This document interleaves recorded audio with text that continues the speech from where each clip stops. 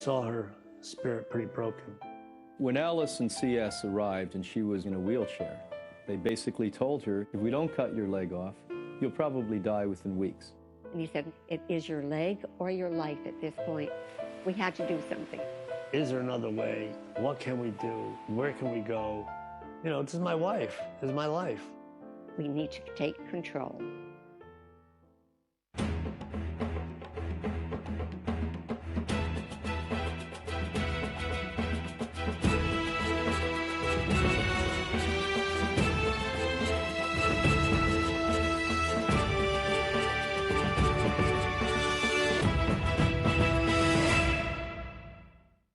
Welcome to The Incurables. I'm Don Wildman. Alice and Clarence Stern had spent nearly 6 blissful decades together. During that time, they embraced all that life had to offer. Even as they neared the twilight of their amazing relationship, the Sterns never missed a chance to wake up with the sun or sleep under the stars. Then Alice went to the doctor for a severe pain in her leg. The diagnosis threatened to end life as the Sterns had known it. This devastating turn of events sent the couple looking for answers where doctors thought there were none.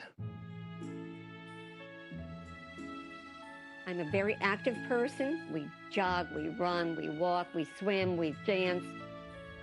When I'm dancing, gliding across the floor, doing a waltz that is so beautiful, that is the most awesome thing that you could ever feel. I knew something was happening, and I didn't know what, but it progressively got worse. I realized something is very, very wrong. Finally, a doctor came in to tell me that I have to amputate my leg. Doctor told me it was cancer, it was inoperable, and that it had penetrated in such a way the vascular surgery couldn't fix it, nothing could fix it, only removing the leg above the knee. I couldn't tell Alice about it. I couldn't tell her. I will never, ever forget the day that I found out that my mom had cancer. I says, well, removing the leg saved her life?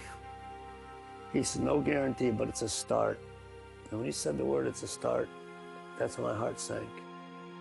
I look at my husband, I realize he is in a very sad, sad state of mind. You know, we were both devastated. Losing my leg, I couldn't even fathom that in my life. I'm just too active for that. Alice moved to Bridgeport, Connecticut when she was still a teenager. Clarence Stern, a young Navy pilot, had just returned from his tour of duty. The excitement of their new relationship was apparent very early. Our second date, I took her formation stunt flying.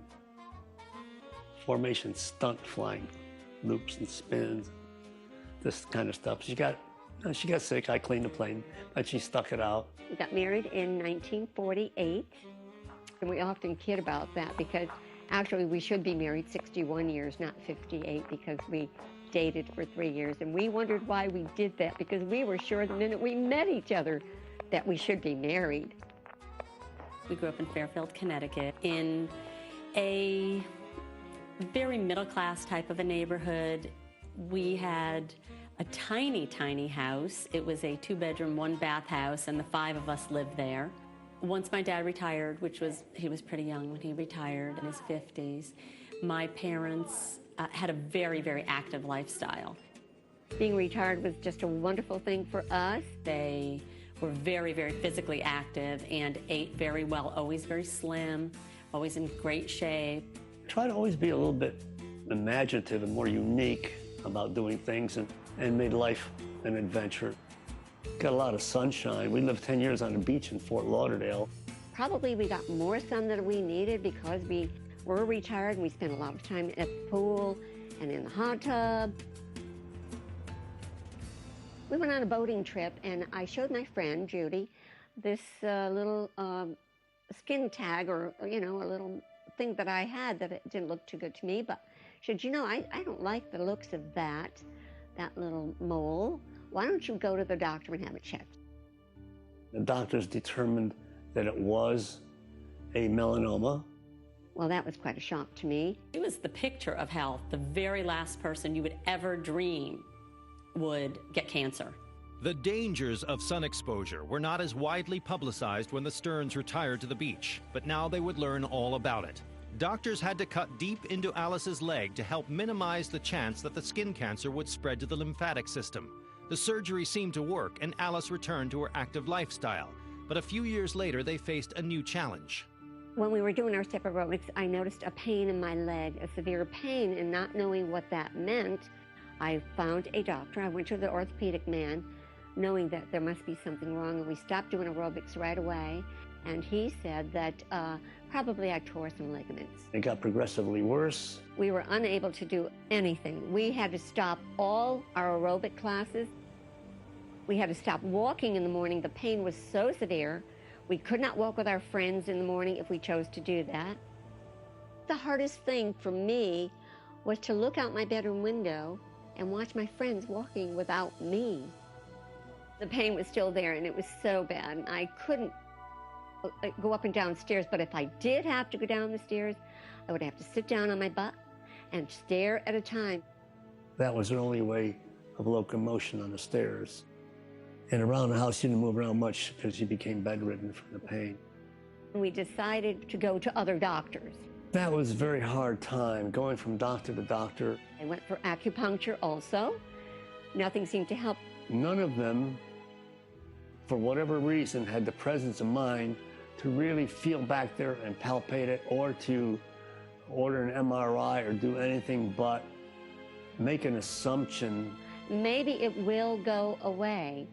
And they probably assumed, because of our letting them know about the aerobics, that she had injured herself, and the normal thing to suspect would be an overstretched tendon or ligament, or even one that's torn or damaged to some extent. And so they just said the only thing you can do with those things is let them heal by themselves. But as time went on, it didn't go away. All that time, the tumor was growing.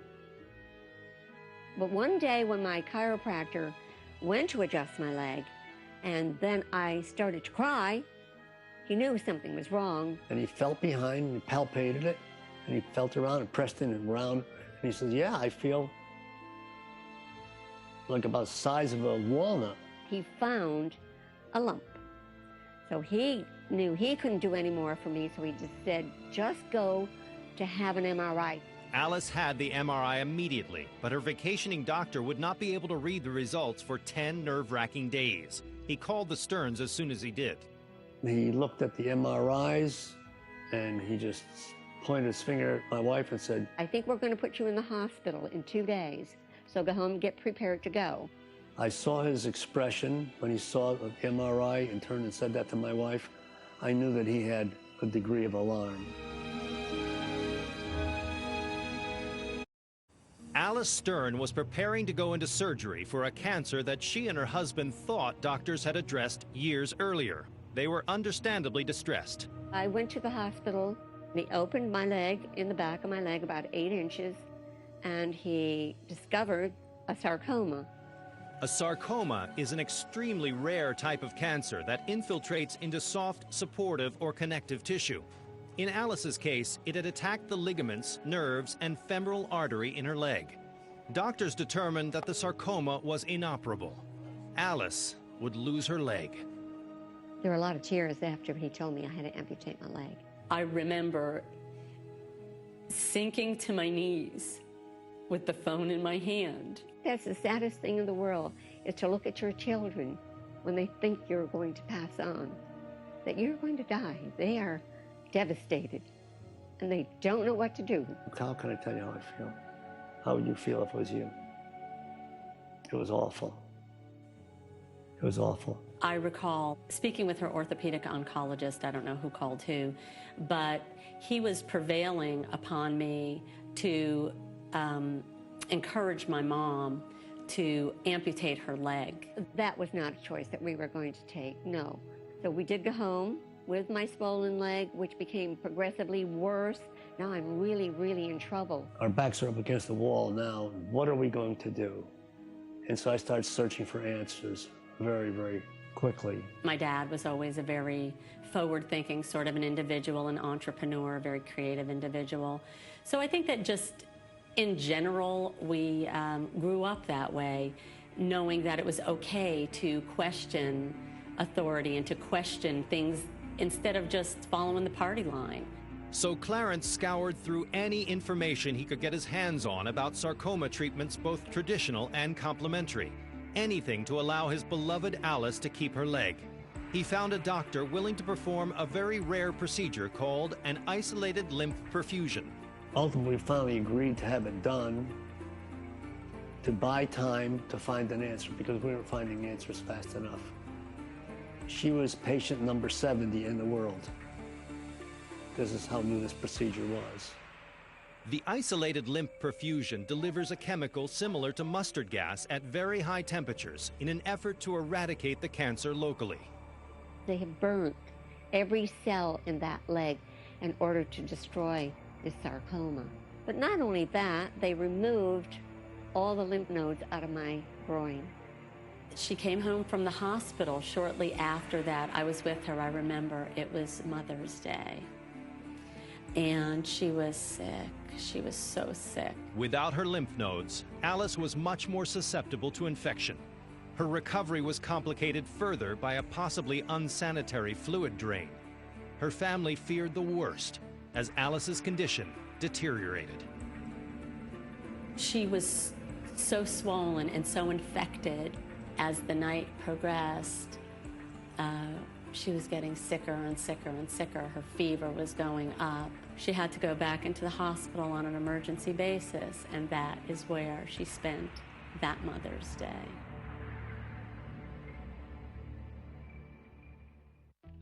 Alice Stern had undergone a very rare and traumatic procedure to eliminate the cancer that had infiltrated her leg. No one knew yet if the operation had been successful, but there was no question that the poison designed to kill the tumor had had a devastating effect on the rest of her body. I came down with 5 bacterial infections and a staph. The pain was constant. So we had to make a choice at that time to go to pain management.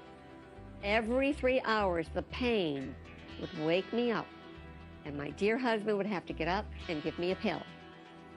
This is the only time in her lifetime that I saw her spirit pretty broken. That wasn't my mother. I never saw that mother before. I never saw that person before. She was hopeless. The one thing my mom always taught us was to always have hope, to always be positive, to always look on the bright side. But there was no hope in her that day. The body is just going. It's failing. You're just dying. And I felt that. The intravenous antibiotics lasted for 10 days, and then doctors put Alice on oral antibiotics. Her body rebelled. My stomach went into such spasm, I thought I was going to die. I said to him, I really can't take these pills. Call my doctors. Tell everybody I'm off of all medication. I just can't. I've got to take control of myself.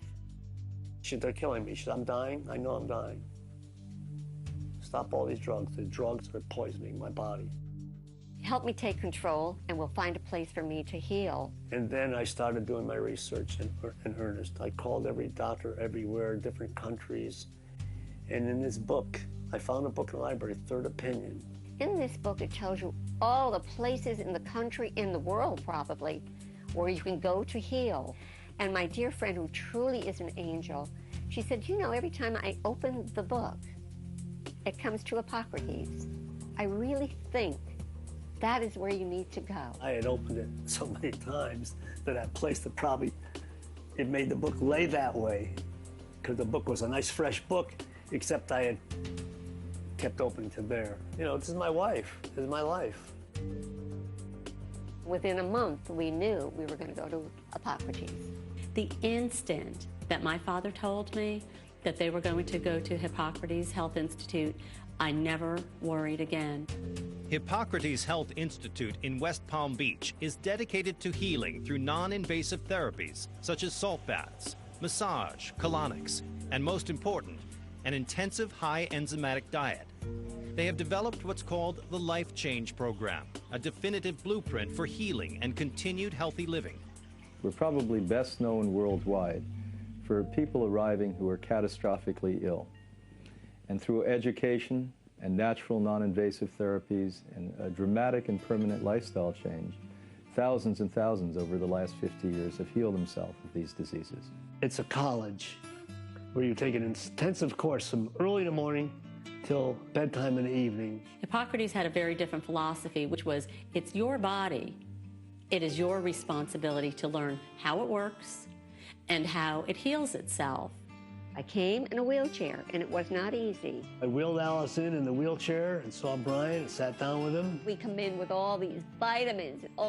Brian took one look in that bag, and he said, I don't believe it. I was trying every vitamin there is in the world.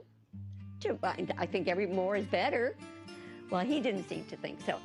Dr. Clement recommended a comprehensive 3-week program that emphasized a strict dietary regimen and included intensive supplementation. In her case, we used very strong, focused supplementation that helps the immune system to strengthen rapidly. When that happens, it has a big, big ability to have a conquest with cancer. It was a very difficult process. But I had such will. I wanted to heal. I wanted to get better. The most difficult thing the public has to struggle with is how simple things like lifestyle and diet can be so healing and curative. When on the other side, you have drama and pain and suffering, and the medical faculty makes everything unsurmountable so that it looks bigger than life. And the way they perceive we have to deal with a disease such as cancer is look at it as a monster and squelch the monster, cut it out and burn it and prevent it from coming back. But sadly, every single one of them assault the immune system, and ultimately over 90% of the people that contract the original cancer will contract cancer back again. There was an element of education and passion that was ignited in them, which began to create a sense of hopefulness in all of us. These are people who really have a zest for life, and it was easy for them to do such a thing. The strong will of Alice Stern, along with the loving support of her devoted husband, allowed the couple to embrace what is a very difficult course of action. First thing in the morning, you do your wheatgrass. Wheatgrass was a big part of Alice's program. They told me sometime later they didn't take the 4 or 6 ounces I suggested a day. They thought more was better. They were taking 8 to 12 ounces a day. Now you do an enema, and you do an implant of the wheatgrass. Then you're going to have a very light breakfast. It could be oats or quinoa. And they made me seed milk because I had been losing so much weight. And then at 11 o'clock, they have a green drink, which consists of cucumbers and celery and buckwheat and some other sprouts. They began to embark upon a course of healing that was very proactive. It was something very, very different from what they had previously experienced. A lot of eating things that tasted funny and drinking things like wheatgrass. It didn't matter if the wheatgrass didn't taste just right to me. It isn't. You know, it's kind of difficult to drink wheatgrass, but you get used to it when you know this is healing you. Within a matter of weeks, the glow that was always inside of her began to shine forth again. Alice had suffered 2 painful operations and endured an excruciating infusion of poison. None of it eradicated her cancer. But dedication to a non-traditional diet seemed to do the trick. After the 10th day, I really started to feel enough strength that when my husband said, let's get up to dance to the wheatgrass band, and you know, it's not really dancing, it's just waving your arms around and kind of on your tippy toes, and I'm holding on to him. And we danced and everybody clapped. Brian clapped and Anna Maria, because they knew this was a very difficult thing for me to do. By the end of their stay, she was out of her wheelchair and literally dancing, literally dancing. I'm blessed. I'm so blessed I have this wonderful lady. They're out there just like youthful young people. They're inspirations for all of us. It has made our children more conscious of health, so that's a plus. There's a lot of good stuff came out of this. Now I am cancer-free. I haven't been to a doctor, and I think probably 5 or 6 years. They're not really miracles. People think they're a miracle because conventional ways of trying to heal things don't work too well, and natural ways do. It is what it is. When I'm dancing, and I do look in the mirror, and these ballrooms have mirrors, and we're dancing and doing a waltz that is so beautiful, then I stop to think, what if I didn't have my leg? I couldn't even fathom that in my life. I'm just too active for that. And I think that we did the right thing. Our choices in life were right. She's a wonderful lady and has so much spirit and so much goodness in her heart that she was able to recover from this devastating thing. I'm just out there just to be a friend to everybody. And I know you can't make everybody love you, but I love everybody. It doesn't matter. It was the love that Clarence and Alice Stern had for each other that compelled them to seek a more acceptable and effective path to recovery. And it was their zest for life and will to succeed that kept them on that path. Alice and Clarence recently celebrated their 60th wedding anniversary, and they plan to keep dancing their way to many more.